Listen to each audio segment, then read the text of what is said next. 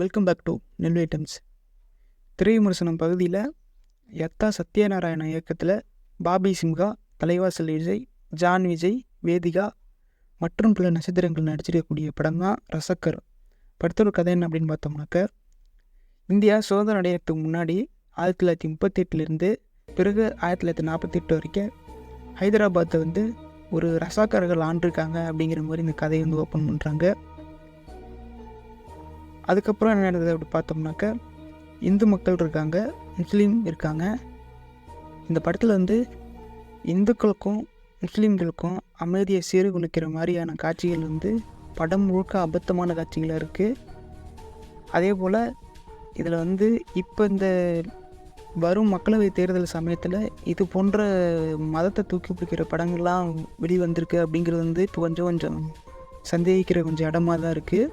முஸ்லீம்கள் இந்துக்களை பல லட்சம் பேரை மதம் மாற்றினாங்க, குழந்தைகளை கொள்கிறாங்க, பெரியவர்களை கொள்கிறாங்க, வன்முறை, அடிக்கிறாங்க, உதைக்கிறாங்க. இதுதான் இந்துக்களுக்கும் முஸ்லீம்களுக்கும் ஒரு மிகப்பெரிய வகுப்புவாத பிரிவினையை ஏற்படுத்துகிற மாதிரியான ஒரு படமாக தான் ரசாக்கர் வந்திருக்கு. பாபி சிம்ஹாலாம் வராரு, ஒரு 3/4 ரீல் ஓடினதுக்கு அப்புறம் வராரு.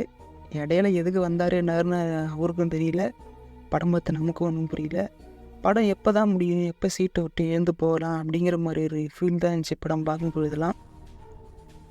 அதே போல் முஸ்லீம்களை எவ்வளோ கொடூரமாக காமிக்க முடியுமோ அவ்வளோ கொடூரமாக அந்த படத்தில் காமிச்சிருக்காங்க. மற்றபடி கிளைமேக்ஸில் இவங்களே ஒரு கதையை சொல்கிறாங்க. இந்துக்களெல்லாம் நம்ம குடும்பம் பண்ணியிருக்கக்கூடாது, இவனும் ஒருத்தர் வன்முறை உண்டு பண்ணுறான் அப்படின்னு சொல்லி கிளைமேக்ஸில் ஒரு ஒத்து ஊதி கிளைமேக்ஸ் முடிச்சிருக்காங்க. இந்த கிளைமேக்ஸ் ஏற்றுக்க முடியாத ஒரு படம் முழுக்க அபத்தம். இந்த கிளைமேக்ஸ் அதை விட மிகப்பெரிய அபத்தம். அந்த மாதிரி இந்த படம் ஓடிக்கிட்டு இருக்கு. இந்த படம் எத்தனை நாள் ஓடணுமோ, இந்த படத்தை எழுத டைரக்டரை தேட்டரை அரெஸ்ட் பண்ணி 50 ஷோ ஓட்டணுமோ, 100 நாள் ஓட்டணுமோ, எத்தனை நாள் ஓட்டணுமோ அத்தனை நாள் தேட்டர்லேயே இந்த படத்தை எடுத்த டைரக்டர் தேட்டரை அரெஸ்ட் பண்ணி ஓட்ட வைக்கணும். அப்புறம் குறிப்பாக இது போன்ற மதக்கலவரத்தை தூண்டுற மாதிரியான படங்களை கருத்துக்களை உண்மையாகவே இருந்தாலுமே கூட இந்த கருத்துக்களை பரிசோதனை பண்ணி ஏற்றுக்கணும் அப்படிங்கிற கட்டாயத்தில் இருக்கிறோம்.